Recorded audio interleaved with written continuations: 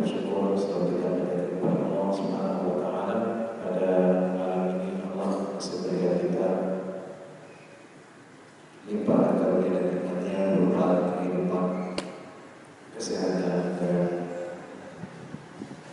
kesempatan untuk datang ke masjid ini dalam rangka berdoa dan mengkaji di dalam ajaran Islam yang sifatnya Al-Quran dan Sunnah.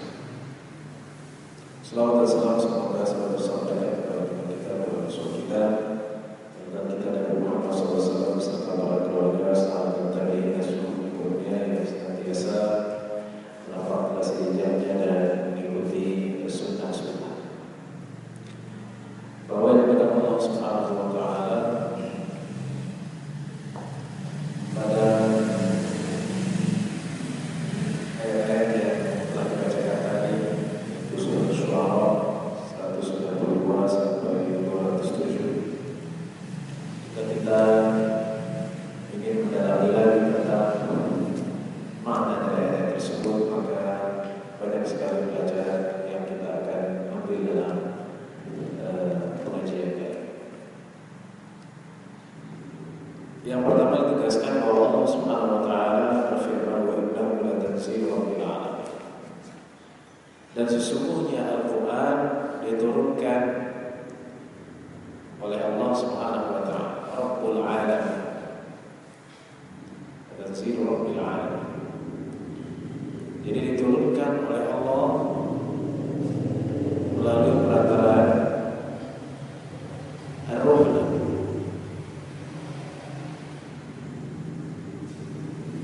Nazala bihi Ruhul Amin. Yang pertama yang perlu diperhatikan bahwa Al-Quran ini adalah bukan perkataan biasa, sehingga disebutkan Rabbul Alamin, yaitu yang memang Allah firmankan. Allah sebagai Tuhan, sebagai pengatur alam semesta, menurunkan Al-Quran. Sehingga Al-Quran adalah perkataan yang tidak pernah menyesatkan orang, yang tidak pernah orang menjadi sesat karena baca Al-Quran. Yang apabila seseorang mengamalkan Al-Quran dan mempelajarinya, itu akan menjadikan dirinya lebih baik.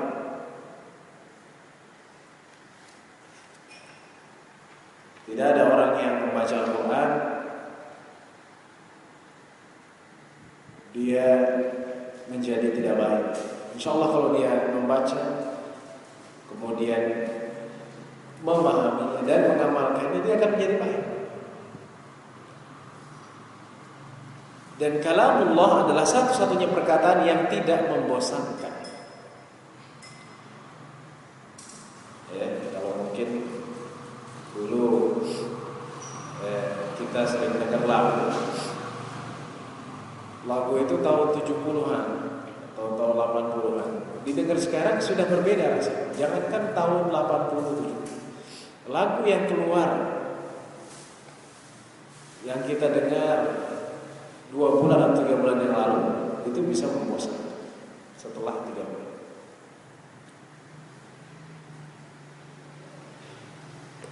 Tapi kalamullah tidak akan pernah bosan.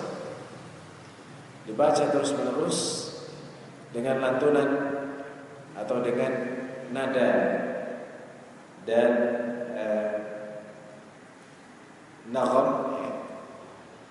bacaan tertentu, bagaimana mengikuti siapa, Sudais atau Sulaim atau Afasi dan lain-lainnya, dia akan enak.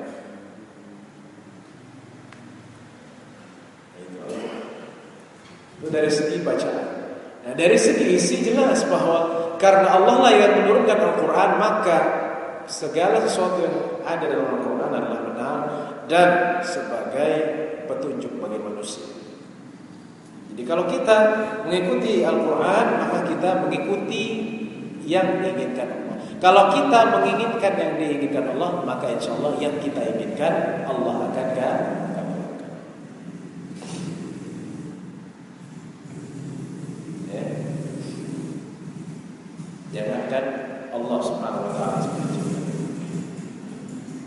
saja kalau punya anak taat gitu. Itu kita beri. Karena dia taat. Selalu ikutin kita bilang begini, kita suruh mau, tidak pernah melawan. Akhirnya kita sayang, kita beri. Kita sayang. Apalagi Allah sebagai pencipta, ada hambanya yang selalu mengikuti apa yang diinginkannya. Niscaya Allah akan memberikannya. Kemudian Allah Subhanahu wa taala menjelaskan bahwa Al-Qur'an ini melalui perantara, yaitu nazala bir ruhul amin, yaitu roh yang terpercaya. Jadi al-amin artinya dapat dipercaya. Jangan sampai namanya al-amin tapi tidak terpercaya, tukang korupsi misalnya.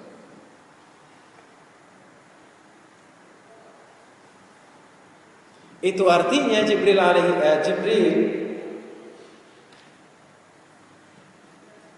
tidak pernah berkhianat, tidak. Jadi Al-Quran yang difirmankan Allah Subhanahu Wa Taala disampaikan oleh Jibril tidak ada yang dibuang, misalnya sebagian dikorup, sebagian tidak. Semuanya disampaikan sebagaimana Jibril menerima dari Allah Subhanahu Wa Taala. Sifat amanah inilah yang kita harus tiru daripada atau dari Jibril.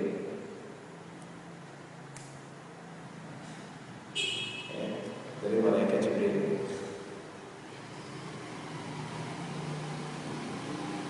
Di saat kita melihat fenomena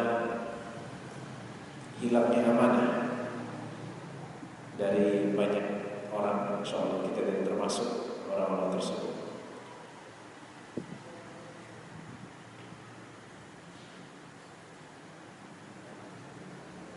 Ada orang yang diberikan kepercayaan tapi dia tidak menjalankan. Ada orang yang diberi kepercayaan sebagai bendahara, sebagai pemegang uang, tapi uang itu diselewengkan dan dimakan oleh dia. Maka itu adalah tidak. Kemudian Allah Subhanahu wa taala menjelaskan ala qalbika litakuna minal munzirin. Kemana Al-Quran itu diturunkan? Ke hatimu, ala, di atas hati, qalbika, hatimu, agar engkau menjadi orang yang memberikan peringatan. Kenapa di sini dikhususkan hatimu, bukan kepadamu, alaika saja?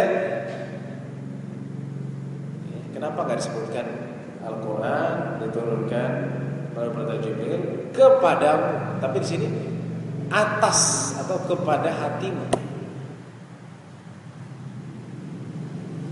Sehingga ulama mengatakan karena hati ini adalah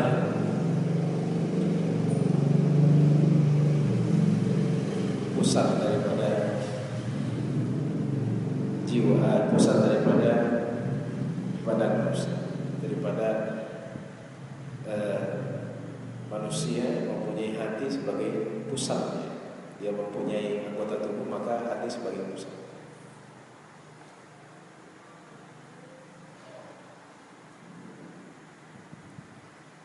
Dimana kalau hati ini tertutup,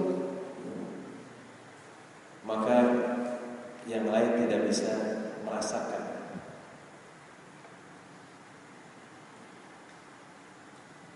Qalbika, hati di sini adalah yang dimaksud adalah ma'nawi di dalam diri manusia. Karena Rasulullah mengatakan, "Ala wa inna fil jasadi mudghatan idza salahat salaha al-jasadu kulluh wa idza fasadat fasada al-jasadu kulluh ala wa hiya al-qalb." Ingatlah bahwa di dalam tubuh manusia ada segumpal daging. Apabila daging tersebut baik, maka baiklah seluruh jasad. Apabila daging itu buruk, segumpal daging itu buruk, maka rusaklah seluruh jasad, yaitu al-qalb, yaitu kalbu dalam bahasa artinya jantung. Kenapa disebut hati? Jantung hati intinya adalah dalam manusia, walaupun kalbu dalam bahasa Arab itu artinya eh, jantung. Kalau bahasa Arabnya hatiar, kibdah. Fi kulli kibdatin raqbatin ajrun. Setiap hati yang basah mempunyai pahala. Itu adalah kisah seorang perempuan yang melakukan perzinahan, kemudian suatu hari dia kehausan dan sampai di sumur. Ketika itu dia mau ngambil air, ternyata ada seekor anjing yang kehausan. Akhirnya anjing ini dikasih minum dan perempuan itu meninggal. Maka kata Rasulullah, fi kulli kibdatin raqbatin ajrun. Dia mendapat pahala. Karena hati yang basah mendapat pahala. Ya. Maka qalbika di sini jantung, dan maknanya yang lebih dalam adalah jiwa, dalam roh manusia, bukan fisiknya tapi dalam. Menjadi penting karena sekarang banyak orang yang penampilannya ahli surga tapi hatinya tidak. Nah, ini penting. Itu tidak ajarkan Rasulullah. Ada yang bertanya, Rasul, bukannya luar itu cerminan dalamnya? Tapi banyak orang yang luarnya itu tidak tulus. Jadi dia menampakkan yang baik, tapi dalam hatinya sebenarnya dia tidak tulus. Dia membohongi orang.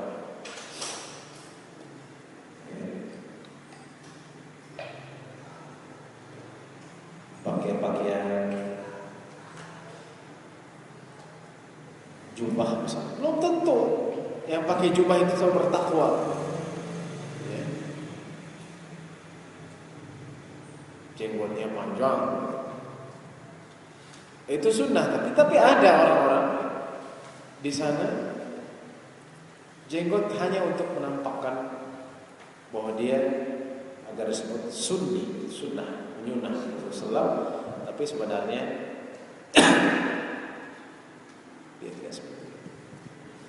Atau sepertinya dia mengajak orang berdakwah, tapi dia tidak tulus dengan dakwah itu.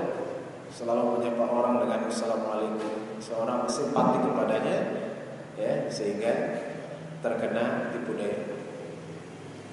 Menyapa, kemudian ngomongnya, oh ya saya ikhlas, saya kasih ini untuk kamu, ya. Ini adalah hasil dari peri saya, ya. Dari payah saya, ternyata itu adalah hasil korupsi. Saya ikhlas kok, saya sedekah, ya sedekah oleh korupsi. Diterima. Jadi qalb. Sehingga Rasulullah SAW pernah bersabda, alaihi wasallam, at-taqwa hahuna wa yushiru ila sadri. Jadi takwa itu di sini. Dan Rasulullah menunjukkan ke dada. Jadi bukan di penampilan, ya. Bukan di label. Labelnya apa? Partainya apa? Belum tentu. Ormasnya apa? Itu tidak menjamin.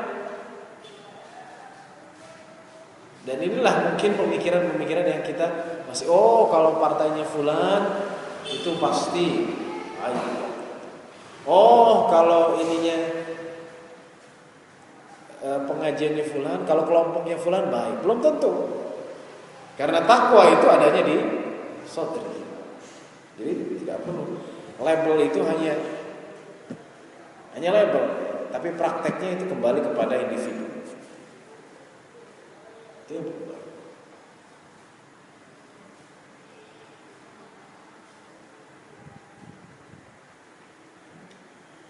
Kalau ada orang bilang saya bersih, kemudian saya dari partai yang bersih dan seterusnya, tapi kenyataannya tidak, maka itu adalah bukan takwa, tapi hanya menampakkan bahwa dia adalah orang yang bersih.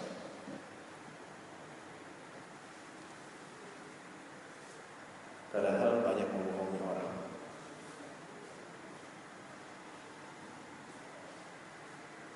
memberi janji ke orang, tapi hanya sekedar mengiming-imingi dengan harta sehingga orang tertipu.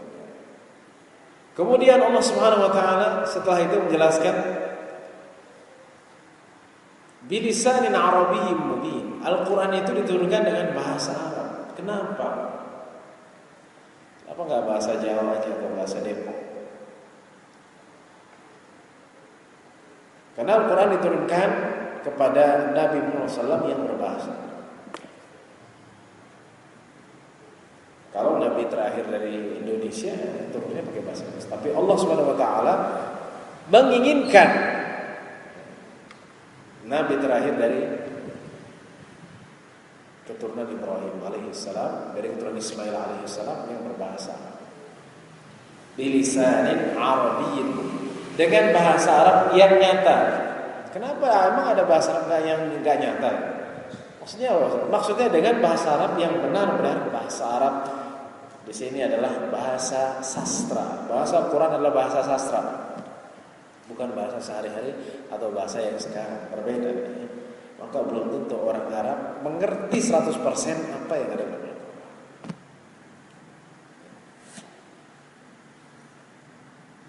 Bilisanin Arabiyyin.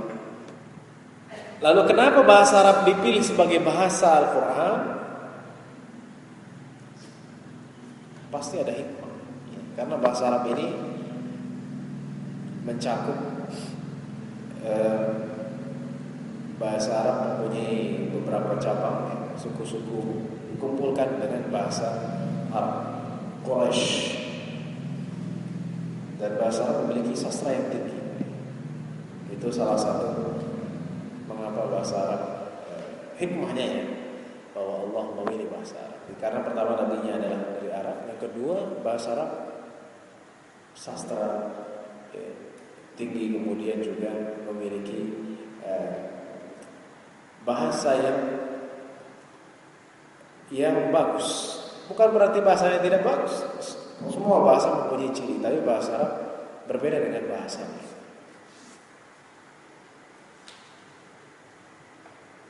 Karena Allah Subhanahu wa taala menjadikan bahasa Arab sebagai bahasa Al-Qur'an, itu artinya bahasa Arab akan terjaga sampai akhir zaman.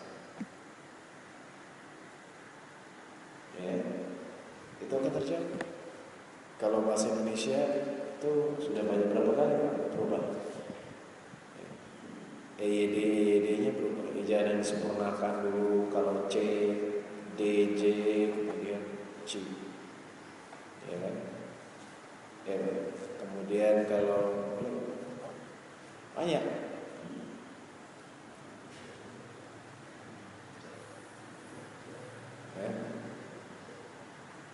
TJ ya, C.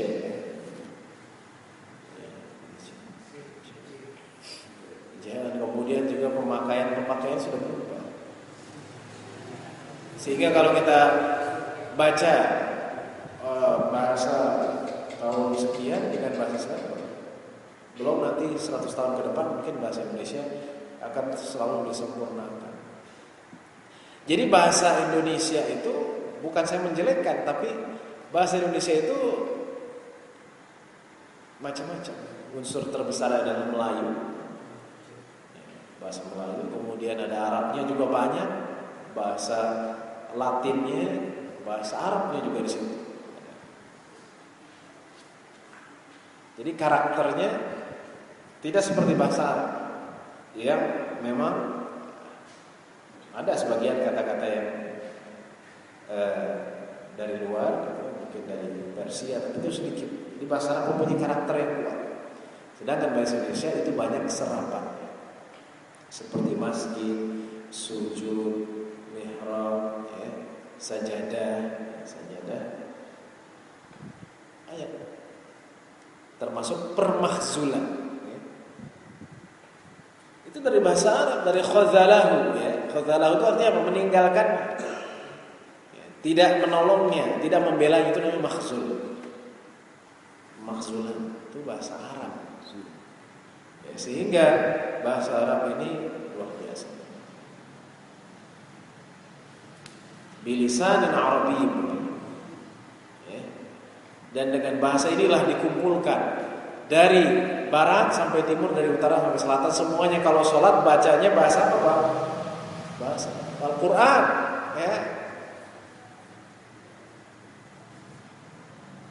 Tapi kitab lain tidak seperti itu.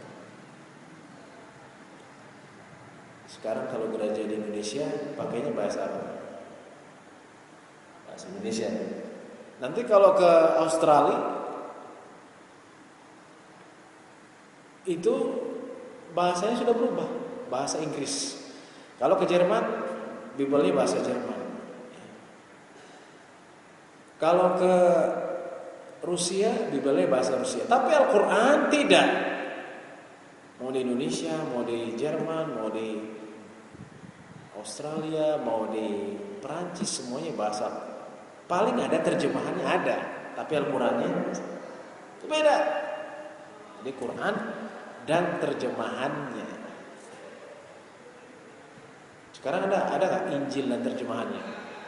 Enggak ada, karena Injil itu ditulis baru 300 tahun setelah Isa alaihissalam, terputus dan ditulis dengan bahasa Yunani.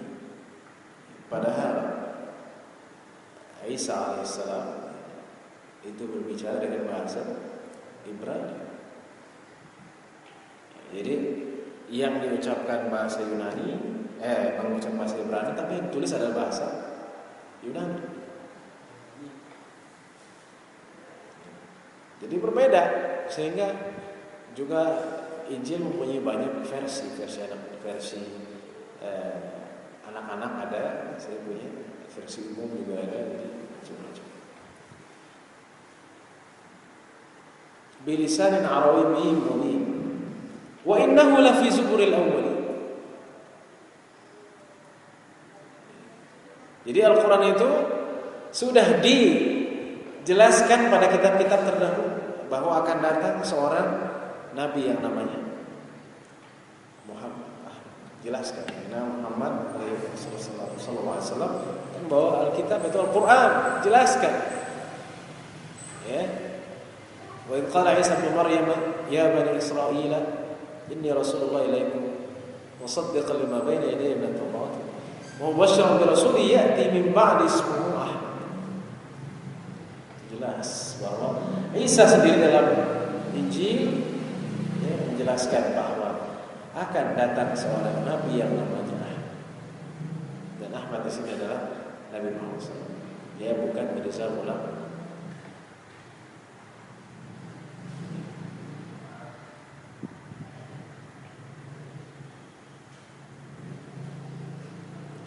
Tapi apa yang terjadi? Awalam yakul lahum ayatan ay ya'lamu ulama Bani Israil. Tidakkah itu menjadi tanda dan bukti bahwa diketahui oleh ulama Bani Israil. Jadi ulama Bani Israil tahu bahwa Muhammad SAW itu dijelaskan pada buku, pada kitab-kitab sebelumnya itu. Di sini adalah Injil, tapi mereka Taurat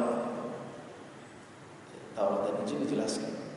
Ulama Bani Israil tahu, tapi mereka mengingkari. Sehingga Injil yang beredar sekarang itu dihilangkan. Karena kalau kita lihat perjanjian baru itu tidak ada Barnabas. Itu yang ada Lukas, Matius, Yohanes, Markus. Barnabas nggak ada, sehingga kalau ada Injil Barnabas itu ditolak, dianggap tidak valid. Nah, orang-orang dari Bani Israil itulah mereka tidak mengakui.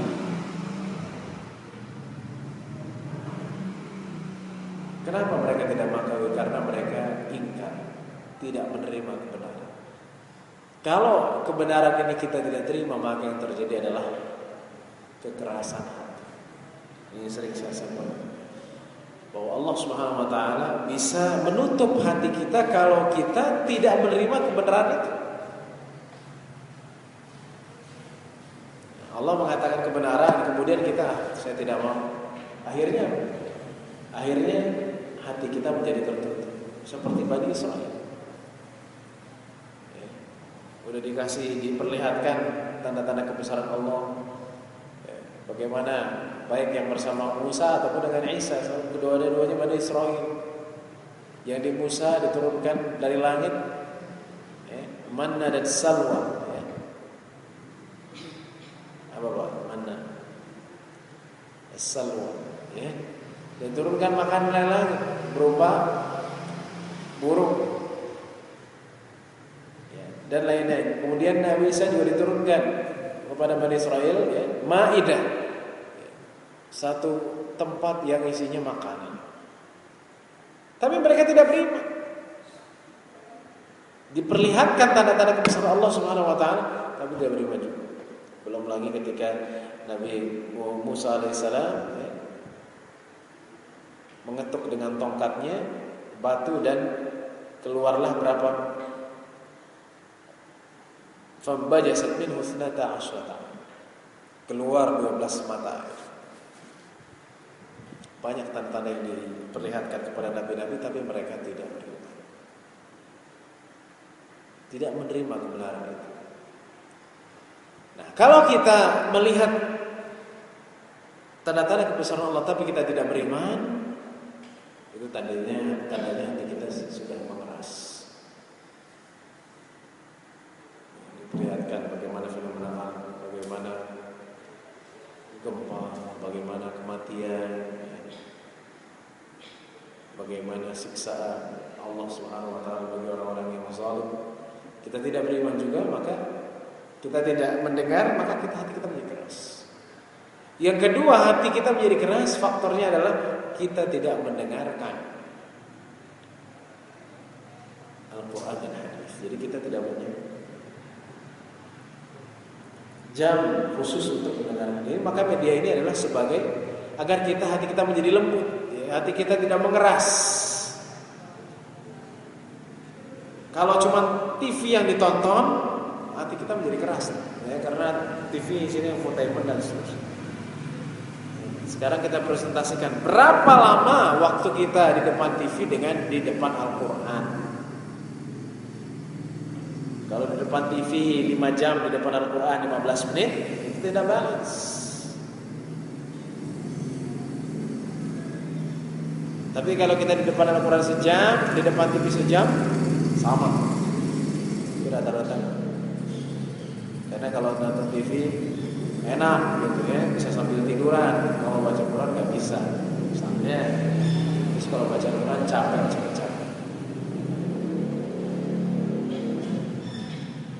Ketika ada orang yang tidak datang ke masjid, tidak mau sholat, tidak mau baca Al-Quran, maka petunjuk akan sulit, akan susah masuk karena kita mendengar. Sehingga jangan sampai kita mempunyai anak ya, tidak mau mengaji. Ini adalah salah satu hal yang bisa menyebabkan anak kita tidak sholat. Jangan sampai anak kita sholat rajin ke masjid, ya, tapi anak kita tidak sholat, sholatnya kesiangan terus. Kalau kita punya anak kesiangan terus, maka hatinya lama-lama akan tertutup atau sholatnya bolong-bolong.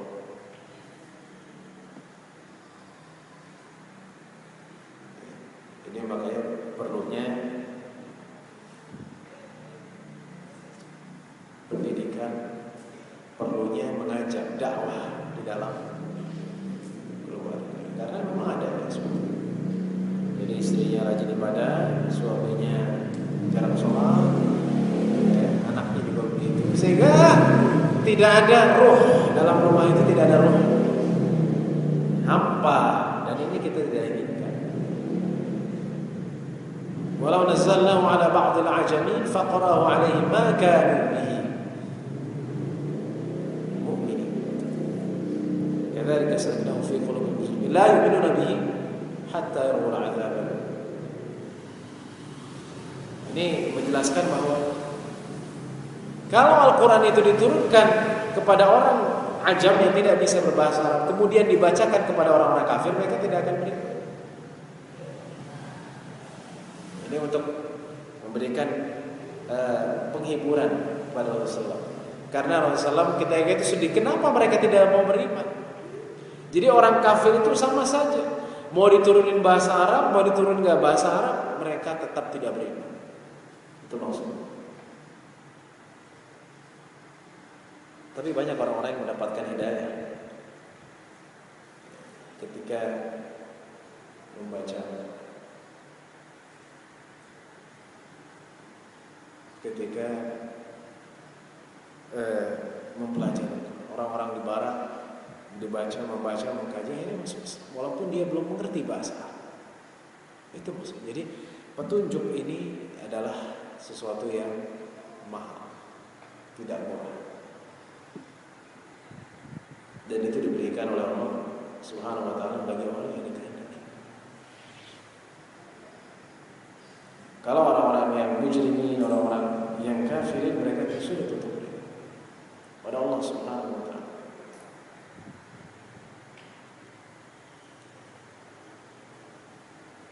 Sehingga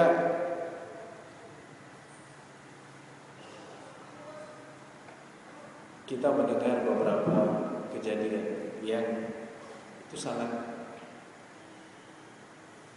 luar biasa. Maksudnya orang-orang barat ini ketika memahami isi Al-Quran, mereka tertarik dengan Al-Quran itu. Ada satu kisah di Amerika, ketika ada seorang Arab berasal dari Maroko, kemudian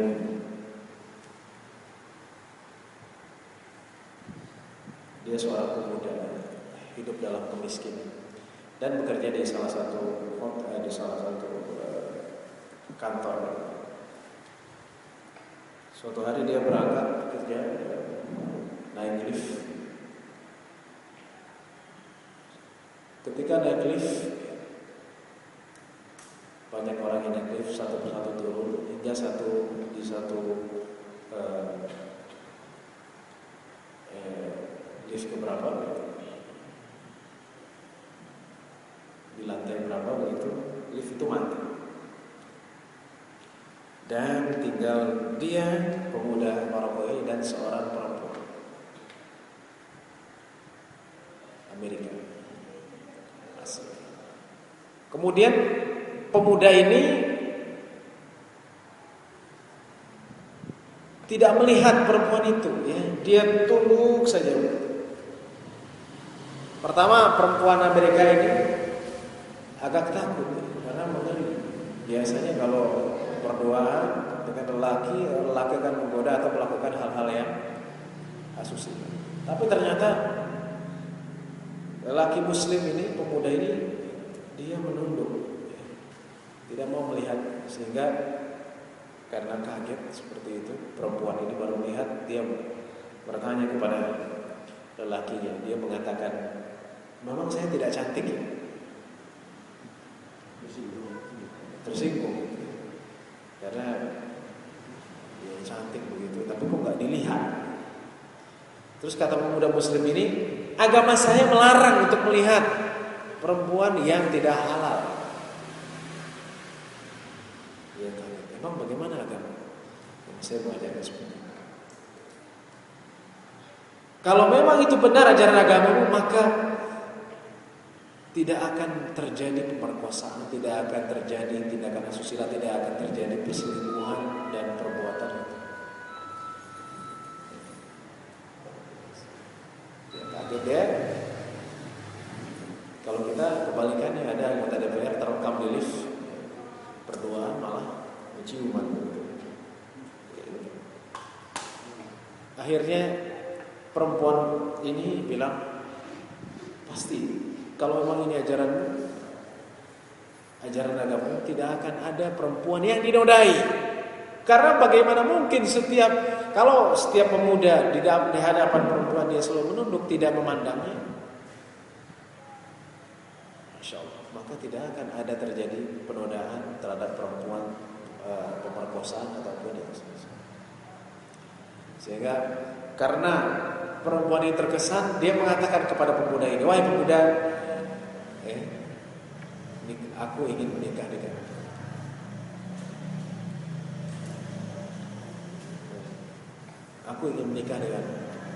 Kemudian kata pemuda ini, agamamu apa? Aku bukan Muslim. Kata pemuda ini, aku tidak bisa menikahi. Kenapa? Karena kamu beda. Kalau begitu aku masuk Islam dan nikahilah. Akhirnya pemuda ini menikahi. Dan subhanallah, yang tadinya pemuda ini orang miskin, tidak punya apa-apa, karena perempuan ini ternyata orang kaya, alhamdulillah sekarang menjadi orang yang kaya di Amerika.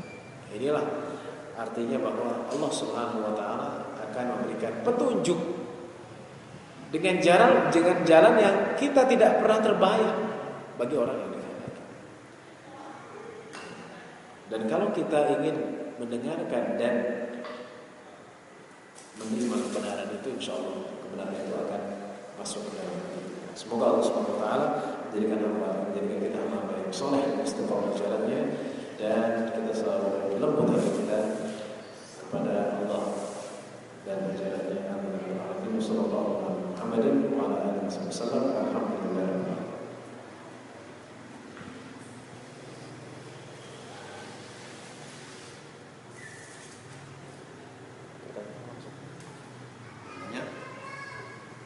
Ada pertanyaan?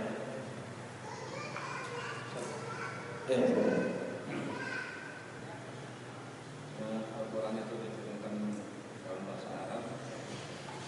Bagaimana yang tentang orang-orang yang berbahasa Arab susah untuk fasih, maksudnya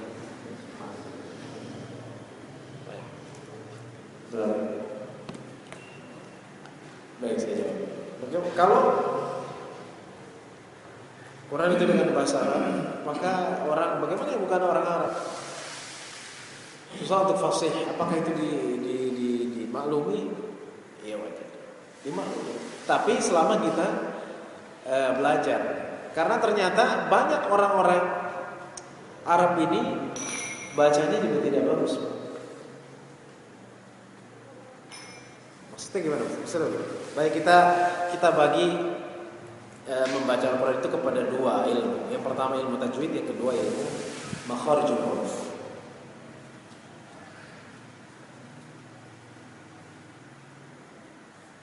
Kalau makharijul huruf memang orang Arab lebih, ya, misalnya dhad, kemudian kha, qaf, ya.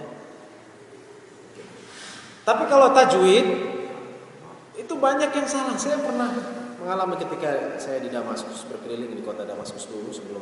makhrajnya benar, tajwidnya. Makhrajnya benar, tajwidnya tidak benar. Ya. Seperti ayat-ayat tadi, ya. Kita baca misalnya, walau nazzalnahu ala ba'dil a'jamin faqara'ahu 'alaihim ma kanu bihi mu'minin. Orang Arab, walau ada yang bacanya walau nazzalnahu, dipanjangin semua. Atau misalnya ketika tanwin, ya, ada yang membacanya tidak tanwin ketemu huruf-huruf fa, qaf tidak diikhfakan.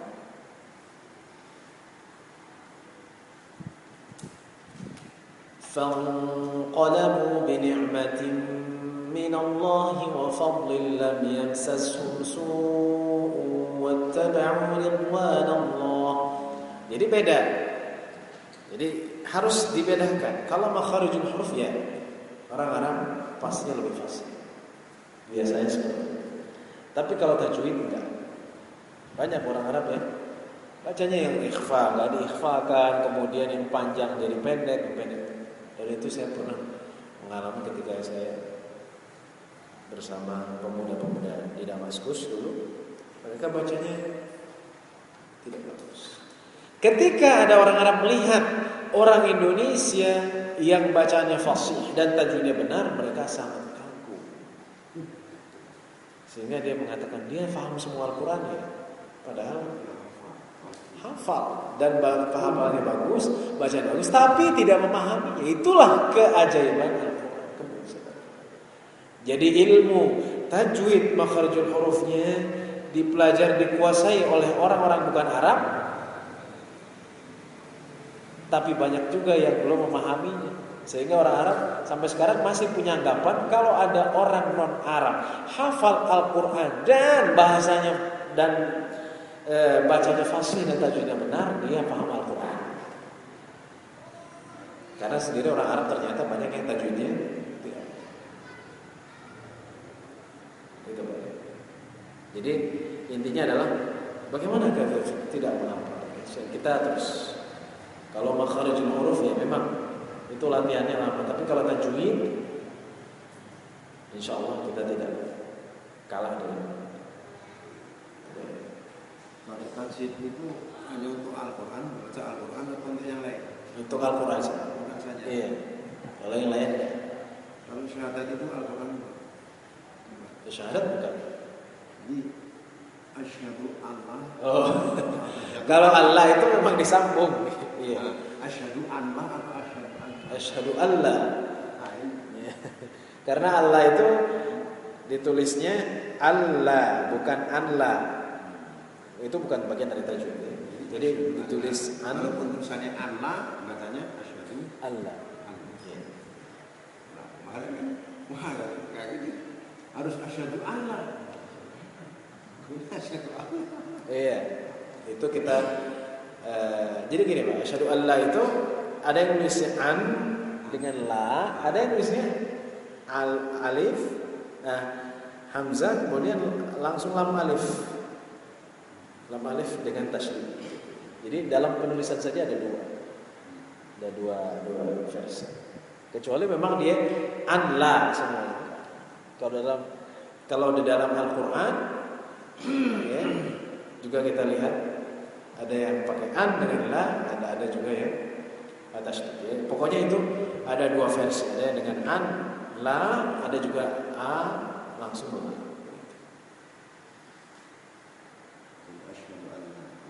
Iya. Sekalian bahasa. Aneh. Wallahul ladzi la ilaha illa hu alimul ghaib. Bunyinya itu bacanya sih benar gimana? Iya. Hu itu dibacanya hu. Kan artinya ada dua, misalnya dua kan? Iya. Nah, bacanya. Jadi kalau ada waw kemudian dia berharokat ingin diwakafkan, maka dia dibaca u, ya, mengikuti huruf sebelumnya. Ya. Itu tadi misalnya Wallahu la ilaha illahu. Ya. Setengah makna, setengah hu gitu, atau hunya itu mematiin lampu. Hu-nya seperti dia mat, ya, dua harokat. Ya. Mat, Hu, ya. Hu biasa. Hu. Ya. Misalnya fa'lam annahu la ilaha illahu.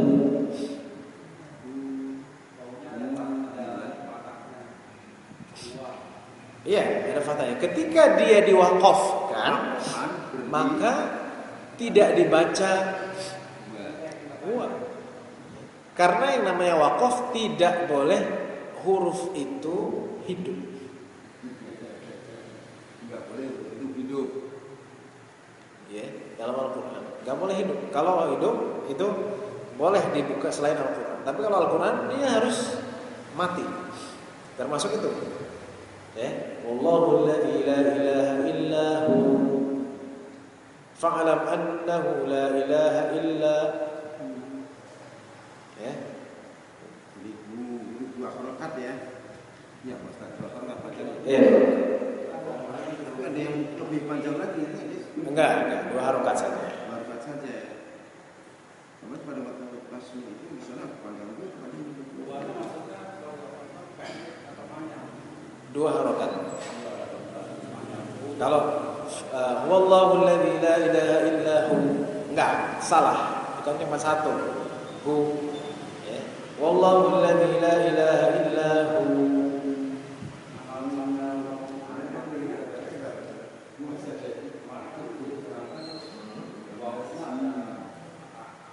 Jadi dua harokat panjangnya. Wawunya mati.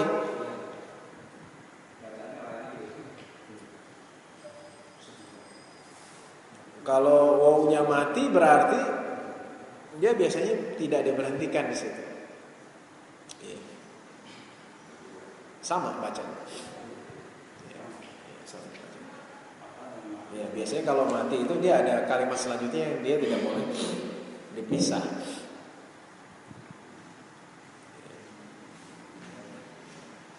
Qasid wa ma kana li nabiyyin ayyahul gitu kan? Oh enggak. Itu tadi misalnya mungkin Bapak maksudnya seperti ini.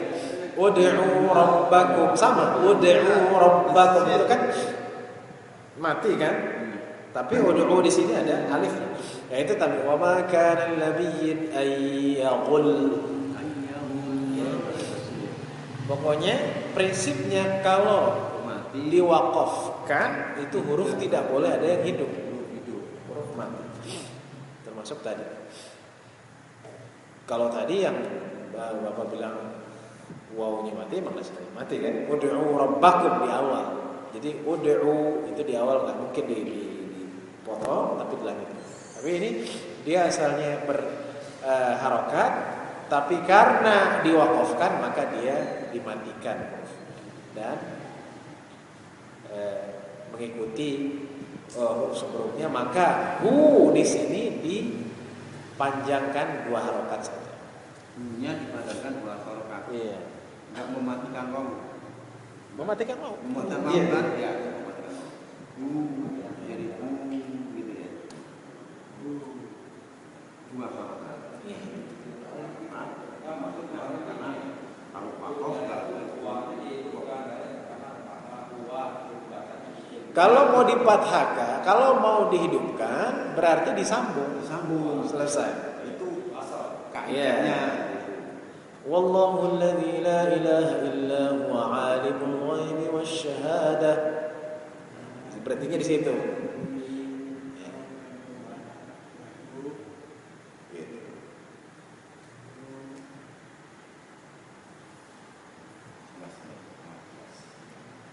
Iya, silakan.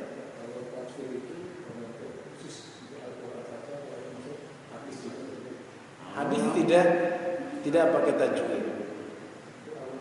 Iya. Pokoknya yang dibaca di dalam sholat itu Al-Quran, itu di sholat ataupun di luar sholat pakai. Walaupun memang dalam prakteknya ada sebagian yang mengikuti kaidah tajwid, tapi nggak semuanya, sebagian.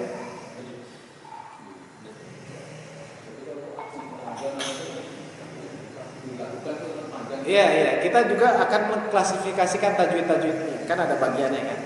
Kalau misalnya gunnah itu mau hadis ataupun Quran biasanya ngikutin. Gunnah tasydid kan.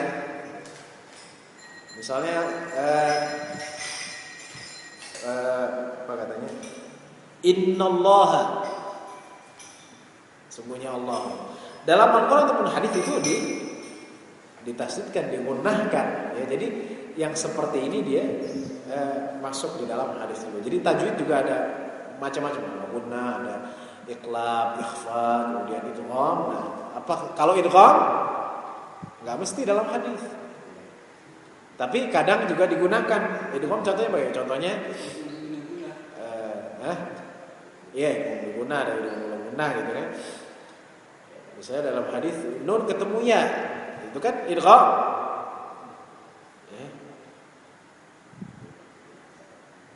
Idgham kan? Ketika hadis membacakan hadis bisa dibacakan misalnya man ya'mal atau may ya'mal.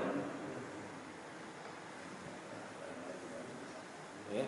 Jadi intinya tajwid itu diterapkan 100% di dalam Al-Qur'an. Bisa di dalam Al-Qur'an tapi biasanya enggak semuanya, enggak semua cabang karena tajwid juga bercabang. ada guna, ada irfa, ada iqlab, macam-macam. Kemudian ada mad jaiz. Apakah hadis pakai mad juga gitu kan? Enggak. Panjang ini harus mad jaiz munfasil macam enggak. Iya. Asal nggak kepanjangan. Kadang Arabi. Ya nggak berlebihan prinsip. Tapi kalau Allahu Akbar, nah itu karena ada yang memanjangkan itu berubah makna, itu juga menjadi berbeda. Jadi harus dilihat, bukan berarti sebebasnya memanjangkan yang berubah makna, enggak. Ya, ada juga yang memanjangkan, memendekkan itu bisa berubah makna. Makanya panjang pendek itu di hadis dan di hadis ataupun di Al-Quran itu diterapkan. Karena panjang pendek ini bisa berubah makna. Sama seperti gunnah tadi. Iyyaka, ya sering wa iyyaka na'budu wa iyyaka nasta'in. Kalau dibaca iyyaka artinya matahari. Matahari kami menyembah kepadamu, matahari kami minta. Auzubillah. Jadi tasydid itu ataupun panjang pendek yang dia berubah makna jangan sampai tidak diterapkan, baik di dalam Al-Quran maupun di luar Al-Quran. Tapi kalau seperti jaiz, mad jaiz itu tidak, itu hanya Al-Quran. Jaiz ini mad jaiz berhubungan wajib. Ada lagi? Cukup? Baik. Baik, kita cukupkan. Sekian semua. Allah SWT